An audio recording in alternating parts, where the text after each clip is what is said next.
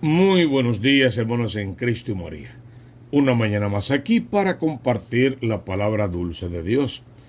Hoy es lunes 20 de marzo de 2023. Les habla el Padre Tomás Galarza Figueroa y este es su canal de gracia y bendición. Hoy estamos celebrando la fiesta de San José.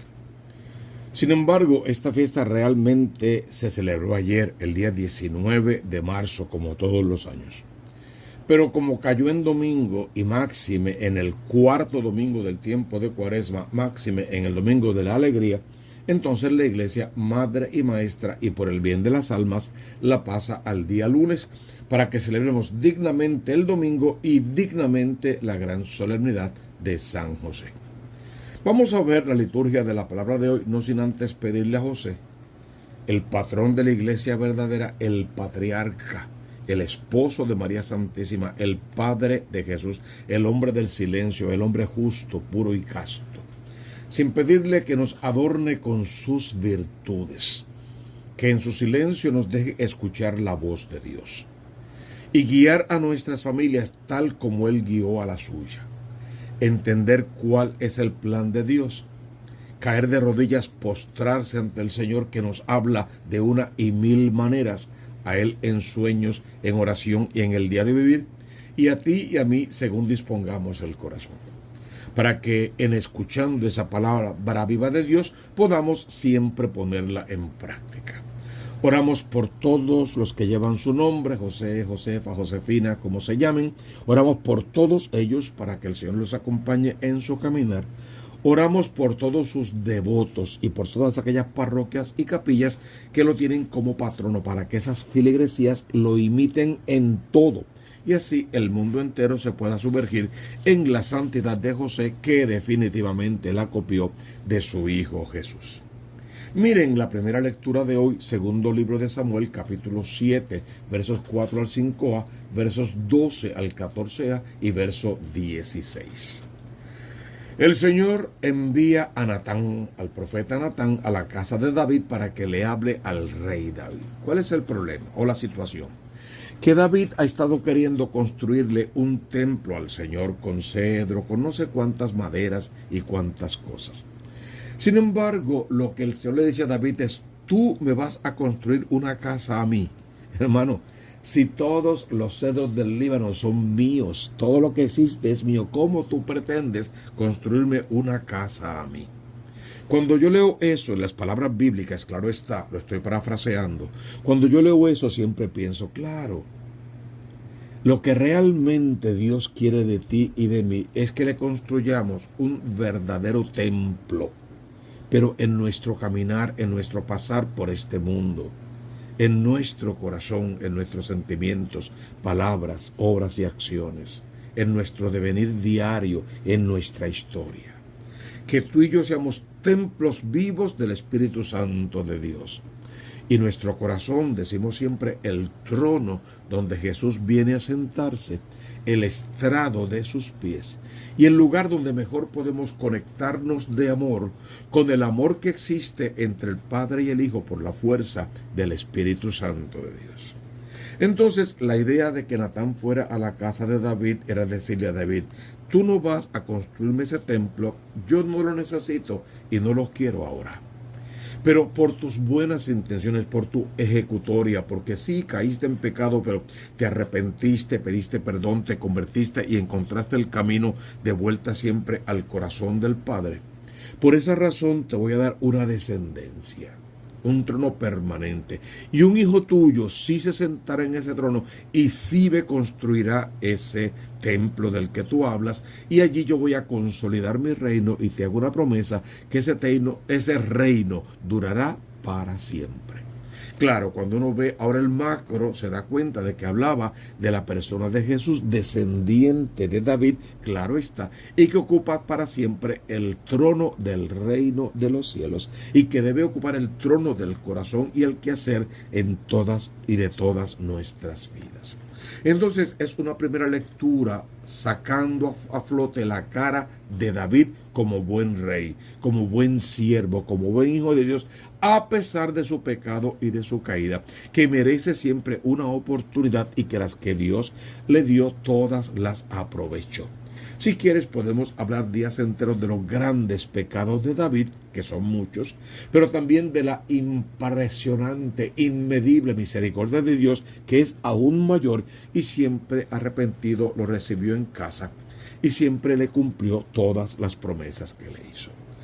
Señor, mira a todos los hombres del mundo en este momento para que recuperen su hombría, su paternidad, su posición en el mundo como hombres, para que no sean descartados, para que la sociedad no quiera hacerlos siempre culpables de todos los males de este mundo, para que sean respetados, recuperen su dignidad, para que no sean todos juzgados por uno solo y sobre todo para que cumplan con lo que es su misión, se conviertan de verdad al Señor, tengan un corazón anhelante de los atrios de la casa de papá, sean buenos esposos, mejores hijos, grandes padres de familia, pero sobre todo cristianos católicos santos que transpiren al propio Jesús y que nos dejen ver el rostro del Dios vivo, para que todos de vuelta a la casa de papá, regresando a la vida sacramental, encaminemos nuestra vida hacia la santidad,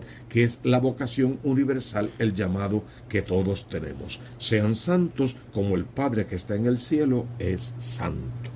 Le creemos a la promesa de Dios que le hizo a David porque se la cumplió, y le creemos a las promesas que nos hace diariamente a nosotros porque estará con nosotros todos los días y hasta el fin del mundo. Respondía el Salmo 88, su linaje será perpetuo, en clara alusión a esta primera lectura y a todas las promesas que Dios le hizo a David. Cantaré eternamente las misericordias del Señor. Anunciaré tu fidelidad por todas las edades. Porque dijiste, la misericordia es un edificio eterno. Más que el cielo, has afianzado tu fidelidad. Hermoso, bello este poema de amor. Léelo en casa completo. Te recomiendo siempre. Léelo con la familia y aplícalo a tu existencia. Segunda lectura de la carta del apóstol San Pablo a los Romanos, capítulo 4, versos 13, capítulo 16 al 18, versículo 16 al 18 y verso 22. Mira qué bonito nos habla Pablo en torno a la figura de Abraham. Como es el día de San José, estamos viendo los grandes hombres de la historia bíblica. Hay muchísimas hermosas historias de grandes mujeres heroínas, realmente mujeres impresionantes en el plan de salvación, y hay grandes historias de hombres que tienen el mismo perfil. No por la ley, sino por la justicia de la fe, recibieron Abraham y su descendencia la promesa de que iba a ser heredero del mundo. Esa historia la conocemos, a la afuera, mira las estrellas del cielo y las ranas del mar, intenta contarlas, así de numerosa será tu descendencia, y eso se cumplió en ti y en mí, que igual somos descendientes de Abraham por la fe. Y que quede claro que no es por la ley, no es por el cumplimiento de la ley, aunque eso es importante, eso ayuda, eso hay que hacerlo, pero es el espíritu de esa ley lo que mueve, que creamos de verdad en el Señor, que nuestra fe aumente de día en día y que la alianza no se rompa, para que nosotros cumplamos la parte que nos toca y Dios cumpla con su parte de fidelidad, de amarnos, de protegernos y de cuidarnos el resto de nuestra existencia, hasta que en fin de cuentas heredemos el reino de los cielos. Por eso depende de la fe para que sea según gracia. De este modo, la promesa está asegurada para toda la descendencia, no solamente para la que procede de la ley, sino también para la que procede de la fe de Abraham, que es parte de todos nosotros. O sea, yo me gusta pensar aquí, tanto aquellos que no conocieron la verdadera fe antes de Abraham, los que todavía hoy y ahora no la conocen, si al menos cumplen con la ley de amor y cumplen esa ley de amor no en un altruismo desmedido, sino en un deseo de hacer el bien, por el bien mismo, de rechazar siempre el mal y de trabajar por el bienestar de todos. Definitivamente Dios igual se fijará en ellos y por el cumplimiento de esa ley, aunque sea ley primitiva, aunque no tenga el alcance de la fe, Dios dará a cada uno según lo que cada uno merece. Según está escrito, te he constituido padre de muchos pueblos. Habla de Abraham y con Abraham. La promesa está asegurada ante aquel en quien creyó. ¿Por qué Dios le cumple la promesa a Abraham y a su descendencia? Porque creyeron. Cuando esa alianza se rompe, cuando ese pueblo le dio la espalda a Dios, cuando se recupera la alianza, cuando ese pueblo se arrepiente, viene arrepentido, pide perdón y establece alianza nueva, siempre alianza de amor, más perfecta que la antigua y con mayor deseo de santidad para el pueblo de Dios y la mayor gloria y honra de Dios, del Cristo de la gloria. Porque creyó, el Dios que da vida a los muertos y llama a la existencia a lo que no existe, o sea, el Dios para quien nada es imposible. Apoyado en la esperanza, Abraham creyó contra toda esperanza que llegaría a ser padre de muchos pueblos. Era esposo de una mujer estéril, era mayor de edad y no tenía hijos. Creyó y esperó contra toda esperanza. Cuando todo indicaba que era imposible que esa alianza se cumpliese, Abraham siguió creyendo. Y fíjate que solo tuvo un hijo y 2 nietos, nada más. Ya después 12 bisnietos, y hasta ahora tú y yo también formamos parte de esa cadena de hijos por la fe. Sería padre de muchos pueblos, de acuerdo con lo que se le había dicho. Así será tu descendencia. Por lo cual le fue contado como justificación. Su fe, su confianza, su espera por largos años, su no haberle dado nunca la espalda a Dios y haber cumplido lo más fiel posible a lo que Dios pedía de él, por eso toda alianza, toda promesa le fue cumplida y hasta hoy esa alianza sigue vigente. Es el Evangelio según San Mateo capítulo 1, versos 16 y luego verso 18 al 21. Y luego verso 24a. Jacob engendró a José, el esposo de María, de la cual nació Jesús, llamado el Cristo. Sabes que esa es la última frase de la genealogía de Jesús, y que Jesús es hijo de José y que José es hijo de Jacob. Ahí ya puedes detenerte para que hagas un paralelo entre este José, el padre putativo de Jesús, y el José, el soñador del Antiguo Testamento. Veamos pocos detalles entre estos dos, hay muchos más. Ambos son hijos de un tal Jacob, o sea que el papá de cada uno por separado se llamó Jacob. Ambos son llamados justos, pero también castos. Justos, que significa santos, y castos, que es más que pureza, porque es de cuerpo, de alma y de mente, para poder participar de la gloria y de la divinidad del que es santo, santo, santo. Pues ambos eran hijos de un tal Jacob y ambos eran justos y castos. Ambos y dos Dios les habló o por sueños o simplemente ellos en sí mismos eran soñadores y soñaron. Y a través de los sueños a ambos se les reveló la voluntad de Dios. Y lo que los sueños le fueron marcando se fue cumpliendo en ambas vidas. Ojalá que hoy y ahora tú y yo podamos dormirnos en la presencia, en los brazos del amor de Dios, soñar grandes cosas para tu vida, para tu familia y para este mundo. Y Dios en sueños nos hable, le creamos al Señor que también habla en sueños y habla a través de su palabra sobre todas las cosas. Y poniendo todo eso en práctica, creyendo, e igual que Abraham, esperando contra toda esperanza, alcancemos lo que estamos anhelando en este mundo, y lo más que anhelamos es participar de su gloria eterna. Y es bien importante que ambos fueron llamados a Egipto. El primero como esclavo, vendido por sus hermanos, obra de la cual Dios sacó una gran misericordia. Y a estos mismos hermanos que vendieron a José, luego él los va a comprar hablando espiritualmente, con un gesto de amor, y los va a traer de la carencia, del hambre, de la necesidad, de la casi muerte. Los va a traer a vivir en Egipto y a vivir de todas las bondades que ese país en aquel entonces tenía para ellos. Luego también conoceremos toda la historia de la esclavitud, pero igual la mano poderosa de Dios otra vez salvándolos de la mano de Moisés el caudillo. Y José, el de María, tuvo que ir a Egipto para salvar a su familia. Es interesante la palabra salvar a su familia, porque ¿cómo José va a salvar al Salvador? Pero sí, en aquel momento era una forma de salvar la familia de la mano de Herodes, que buscaba al niño para matarlo, porque el niño habría de morir para salvar a la humanidad, pero no sería a los meses o años de nacido, sería justamente como hombre al ara de la cruz, para que su sangre preciosa fuera nuestra redención. Y así, en esos paralelos, entonces nos fijamos en la grandeza de José, que tiene definitivamente un trasfondo desde el Antiguo Testamento en su tocayo, en su homólogo José, el hijo de Jacob, el soñador, el que llegó a vivir en Egipto y el que en cierta manera trajo a todo el pueblo a vivir allí. María, su madre, estaba desposada con José y antes de vivir juntos. Esto para que quede claro que María sí era virgen y que José no es el papá biológico de Jesús.